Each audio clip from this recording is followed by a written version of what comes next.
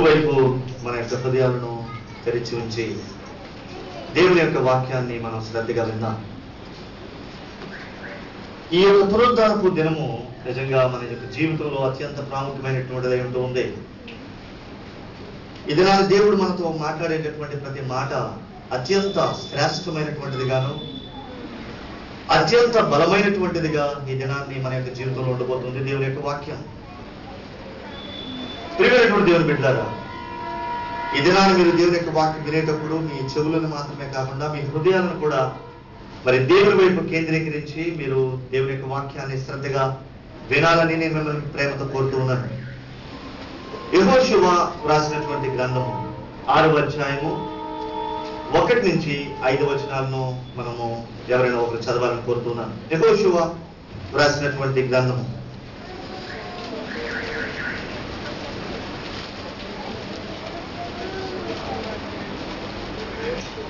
యెహోషువ రాసినటువంటి గ్రంథము 6వ అధ్యాయము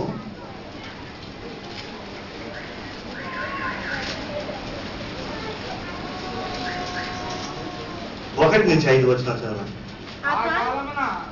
ఆ కాలమున ఇశ్రాయేలీయుల భయము చేత ఎవడనూ బయటికి పోకుండాను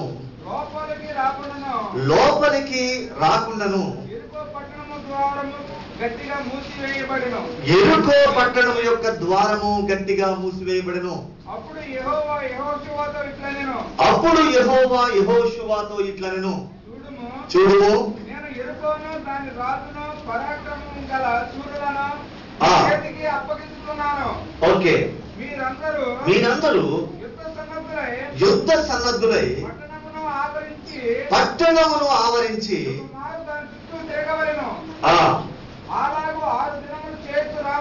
అలాగు 6 దినములు చేయుచు రావలెను. 7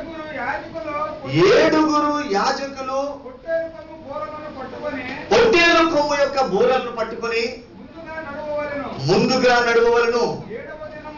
7వ దినమున పట్టణము చుట్టూ తిరుగుచుండగా ఆ యాజకులు బూరలను ఊదవలెను. మానక వారు ఆ కొమ్ములతో ధ్వని చేయుచుండగా మీరు బూరల ధ్వని వినినప్పుడు జనులందరూ ఆర్భాటముగా కేకలు వేయవలెను. అప్పుడు ఆ పట్టణ ప్రాకారము కూలును. గనుక జనులు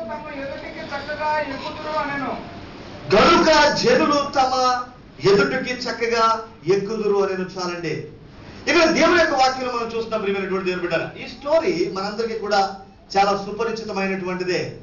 అయితే ఇక్కడ యెరికో కోట గోడలను కూల్చేటటువంటి వాక్య భాగాన్ని ద్వారా దేవుడి దినాన్ని మనతో మాట్లాడుతూ ఉన్నాడు. చూడండి, యెరికోలో శత్రువు మరి ఒక ఉన్నతమైనటువంటి గోడను కట్టినట్టుగా మనం చూస్తూ ఉన్నాం. ఆ యొక్క గోడ లోపల రాజు అలాగే ప్రజలు ఆ యొక్క గోడ లోపల నివసిస్తున్నట్లుగా మనం చూస్తూ ఉన్నాం. అయితే బిడ్డారా, ఈ ఇశ్రాయేలు ప్రజలు ఆ యొక్క గోడ లోపలికి ప్రవేశించాలి అంటే, లేదంటే ఆ యొక్క మరి యెరికో పట్టణంలోకి వెళ్ళాలి అంటే ఆ గోడలు కూల్చబడేటటువంటి పరిస్థితి ఉంటుంది. అయితే బిడ్డారా, ఇక్కడ దేవుడు ఒక దినాన్ని ఇశ్రాయేలు ప్రజలతో మాట్లాడుతూ ఉన్నాడు. ఆయన ఏమని మాట్లాడుతూ ఉన్నాడంటే, యెహోషువ, ఇదిగో నేను ఒక గొప్ప కార్యములు చేయబోతూ ఉన్నాను. ఆ కార్యం ఏంటంటే యెరికో యొక్క కోట గోడలను నేను కూల్చబోతున్నానని యేసు ప్రభు యెహోషువతో మాట్లాడుతున్నాడు. ప్రియమైన బిడ్డలారా, అయితే ఈ యెహోషువతో దేవుడు మాట్లాడుతున్నటువంటి సందర్భంలో దేవుడు చెప్పినటువంటి మాట ఏంటంటే, ఆ యొక్క యుద్ధ సమయంలో యాజకులు, దేవుని యొక్క సేవకులు ఆ యొక్క యుద్ధం యొక్క ముందు భాగంలో నడవాలని దేవుడు వారితో మాట్లాడుతూ ఉన్నాడు. అయితే బిడ్డారా, ఇక్కడ దేవుని యొక్క వాక్యంలో కనుక మనం చూసినట్లయితే వాస్తవంగా యుద్ధ భూమిలో యాజకులు అనేటటువంటి వారు ఎక్కడా కూడా మనకి కనబడరు. వాస్తవంగా యుద్ధ భూమిలో మనకి ఎవరు కనబడుతూ ఉంటారంటే సైనికులు కనబడతారు. తర్వాత సైనికులతో పాటు యుద్ధ శూరులు మనకు అక్కడ కనబడుతూ ఉంటారు. అయితే ఇక్కడ మాత్రము దేవుడు యెహోషువతో ఏమని చెప్తున్నాడంటే, యెహోషువ యుద్ధ శూరులు నాకు వద్దు, యుద్ధములో ప్రావీణ్యత కలిగినటువంటి వారు నాకు అవసరం లేదు. అయితే నాకు ఎవరు కావాలి అంటే దేవుని చేత ఏర్పరచబడినటువంటి దేవుని యొక్క సేవకులు దేవుడికి అవసరమైంది. ఎప్పుడైతే దేవుడు ఏం చెప్పాడంటే నా సేవకులైనటువంటి వారిని నీవు ఏర్పరచుకొని ఒక 7 మందిని వారు బూరలు పట్టుకొని ఊదటానికి నీవు సిద్ధపరచు అని యెహోషువతో దేవుడు చెప్తూ ఉన్నాడు. ప్రియమైన గారు, వాస్తవంగా మరి యుద్ధ భూమిలో రక్తపాతము జరగాలి, యుద్ధ భూమిలో ఒక గొప్ప ప్రాణ నష్టము జరగాలి. కానీ ఇక్కడ మనం చూస్తున్నప్పుడు ప్రియమైన బిడ్డారా, గొప్ప కేకలు, గొప్ప శబ్దములు ఈ యొక్క వాక్య భాగంలో మనకు వినబడుతూ ఉన్నాయి. గొప్ప స్వరముతో కూడినటువంటి బూరలు మనకి ఇక్కడ వినబడుతూ ఉన్నాయి. అయితే ప్రియమైన బిడ్డారా, దేవుని యొక్క వాక్యము కనుక మనం గమనించినట్లయితే ఇక్కడ జరుగుతూ ఉన్నటువంటి ఈ యుద్ధమంతా కూడా ప్రియమైన బిడ్డారా సైనికుల మీద ఆధారపడి కానీ, ప్రియమైన ప్రజల మీద ఆధారపడి కానీ ఈ యొక్క యుద్ధము జరగట్లేదు. కానీ దేవుని యొక్క శక్తి పైన ఆధారపడి యుద్ధము జరుగుతుంది. ప్రియమైన బిడ్డారా, ఆయుధాల మీద కూడా ఈ యొక్క యుద్ధము ఆధారపడి జరగట్లేదు. ప్రస్తుత దినాలలో ఆయుధములను వినియోగించడంలో అమెరికా కంటే చైనా చాలా ముందుందని ఈ మధ్యకాలంలో న్యూస్ లో మనం చూస్తూ ఉన్నాం. ప్రియమైన బిడ్డారా, కానీ యేసు ప్రభు దేవుడు చేసేటటువంటి ఈ యొక్క యుద్ధము దేవుని యొక్క యాజకులతో చేస్తున్నట్లుగా మనం చూస్తూ ఉన్నాం. ప్రియమైన కత్తులు లేవు, బల్యములు లేవు, ప్రియమైన ఇక్కడ అరుపులు లేవు, రక్తపాతము లేదు, ప్రాణ నష్టము లేదు. కేవలము శబ్దములు మాత్రమే వినబడుతూ ఉన్నాయి, కేకలు మాత్రమే వినబడుతూ ఉన్నాయి, బూరల యొక్క శబ్దం మాత్రమే అక్కడ వినబడుతూ ఉంది. ప్రియమైన ఇలాంటి పరిస్థితుల్లో ఆ యొక్క యెరికో మీదకి ఇశ్రాయేలు ప్రజలు దండెత్తి వెళ్తూ ఉన్నారు. అయితే ప్రియమైనటువంటి బిడ్డలారా, దేవుని శక్తితో జరుగుతున్నటువంటి యొక్క యుద్ధము అత్యంత ప్రాధాన్యతను ఈ దినాన్ని చేకూరుస్తుంది. అయితే ప్రియమైన బిడ్డలారా, దేవుని యొక్క వాక్యంలో మనం చూస్తూ ఉన్నాం, ఇశ్రాయేలు ప్రజలకు ఆటంకముగా ఉండేటటువంటి ఒక గొప్ప విషయం ఏంటంటే యెరికో యొక్క గోడలు అడ్డుగా ఉంటూ ఉన్నాయి. ప్రియమైనటువంటి దేవుని బిడ్డలారా, ఈ యొక్క యెరికో యొక్క గోడలు ఈ అడ్డుగా ఉంటున్నటువంటి సమయంలో ప్రియమైనటువంటి దేవుని బిడ్డలారా, ఆ యొక్క గోడలను కూల్చడానికి యేసు ప్రభు ఎన్నుకున్నటువంటి గొప్ప మార్గమే స్తుతులతో కూడినటువంటి మార్గము. అయితే ప్రియమైన దేవుని బిడ్డలారా, ఇక్కడ మనం గమనించినట్లయితే దేవుని యొక్క వాక్యంలో కనుక మనం చూసినట్లయితే దేవుని యొక్క వాక్యం మనకి ఏం చెప్తుందంటే ప్రియమైన దేవుని బిడ్డలారా, ఈ దినాలలో కూడా ఈ యెరికో గోడల లాంటి గోడలు, మనకి కంటికి కనిపించినటువంటి గోడలు మన యొక్క సమాజంలో మనం చూస్తూ ఉన్నాం.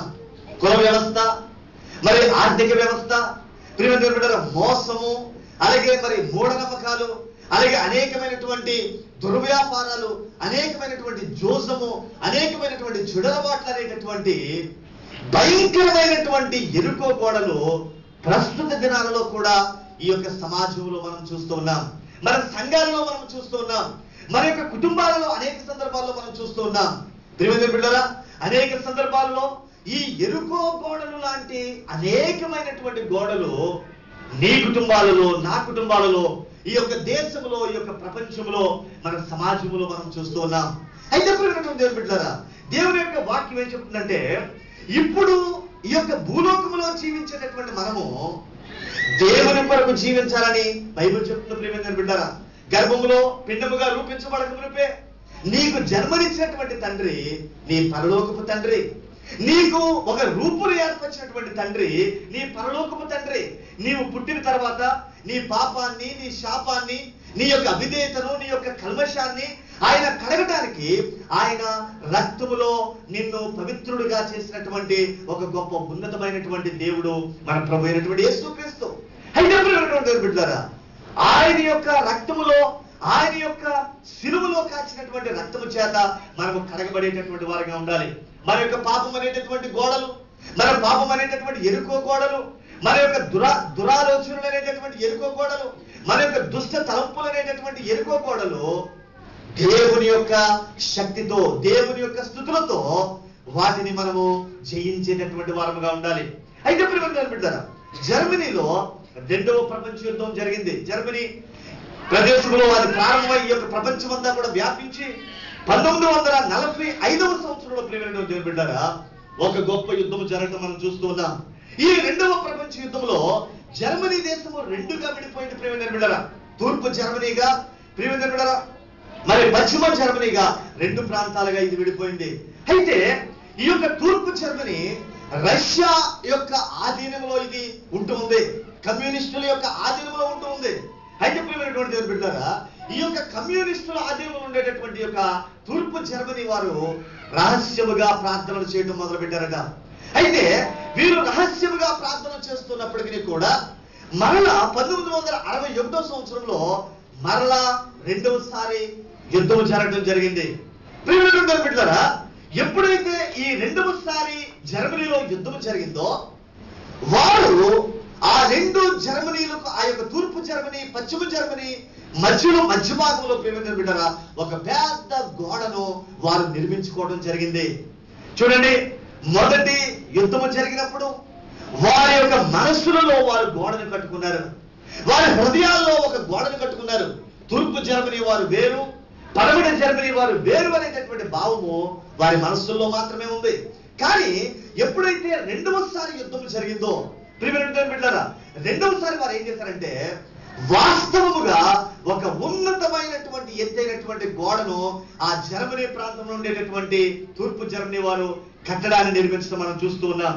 అయితే ప్రియమైన బిడ్డలారా, ఈ పెద్ద గోడ కట్టినప్పుడు దాని గురించి ఏ విధంగా వివరించగలము అంటే, అంతవరకు కూడా వారి మనస్సులలో కట్టుకున్నటువంటి గోడలు అవి వాస్తవ రూపం దాల్చని రెండవ యుద్ధం తర్వాత ప్రియమైన బిడ్డలారా, నీ హృదయములో పాపము అనేటటువంటి గోడలు ప్రారంభించబడినప్పుడు, కట్టుకోవడం ప్రారంభించబడినప్పుడు, నీ హృదయములో పాపం అనేటటువంటి తలంపులు అనేటటువంటివి కట్టబడుతూ ఉన్నప్పుడు అవి క్రియారూపము దాల్చేటటువంటి ప్రమాదం ఉంటుంది. నీ కళ్ళతో ఒకదాన్ని నువ్వు చూస్తావు, అది రాబోయేటటువంటి దినాల్లో దాన్ని నీవు ఆచరణాత్మకంగా నీవు దాన్ని ప్రారంభించడం జరుగుతూ ఉంటుంది.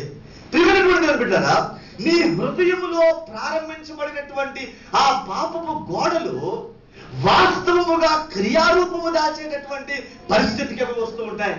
ప్రియమైనటువంటి బిడ్డలారా, ఈ యొక్క జర్మనీ ప్రాంతంలో ఉండేటటువంటి ప్రజలు ప్రియమైనటువంటి దేవుని బిడ్డలారా, వారు మొదటి యుద్ధంలో వారు వేరుపరచబడ్డారు. రెండవసారి యుద్ధం జరిగినప్పుడు వారు వాస్తవముగా వారి దేశపు మధ్య భాగంలో నుంచి ఒక ఉన్నతమైనటువంటి గోడను వారు కట్టుకోవడం జరిగింది.